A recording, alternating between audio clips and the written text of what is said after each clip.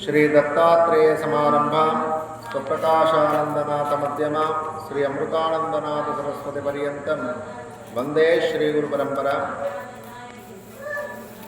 आषाढ़ पाड्यम मोदलुकोनि दशमी वरकु श्री वाराही नवरात्रि उत्सवाలను వైభవోపేతంగా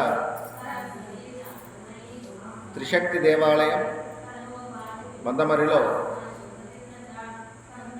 26 తారీఖు మొదలుకొని 5వ తారీఖు వరకు ఇటు కార్యక్రమాలు జరుగుతాయి. భక్త మహాశయులందరూ కూడా వారాహి నవరాత్రి ఉత్సవాలలో అమ్మవారి యొక్క ఆరాధన, అర్చన, పూజ కైంకర్యాలలో పాలుపంచుకొని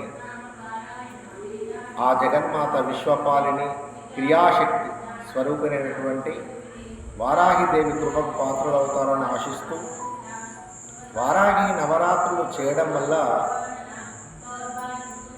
వ్యాధులు తొలగిపోతాయి, సుఖ సంపదలు కలుగుతాయి, అరిష్టాలు తొలగిపోతాయి, సర్వత్రా జగన్మాత విజయాన్ని ప్రసాదిస్తుంది. అందుకే అమ్మని శ్రీచక్ర సామ్రాజ్యానికే సైన్యాధ్యక్షురాలుగా నియమించుకుంది లలితాదేవి. కాబట్టి ఈ సకల చరాచర జగత్తు అంతా కూడా ముగ్గురమ్మల ఆధీనంలో నడుస్తూ ఉంటుంది. ఇచ్ఛాశక్తి లలితా పరదేవత, జ్ఞానశక్తి రాజ్య శ్యామలాదేవి,